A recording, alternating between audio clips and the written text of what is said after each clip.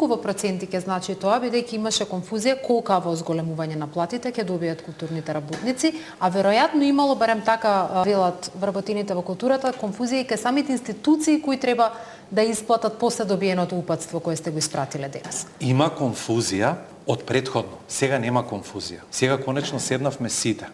И член од владата, јас како министер за култура, и министерката за финанси, и од кабинетот нејзин, и од синдикатите претходно разговаравме, таму немаше слух, до крај знае дека има проблем, но немаше слух како да се реши ова. Крај конечно сите институции одлучивме како треба да изгледа според закон и според општиот и посебниот колективен договор.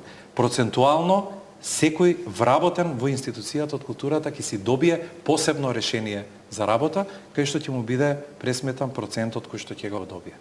Мислам дека не можам точно сега да кажам, мислам дека е некаде околу 6% зголемување.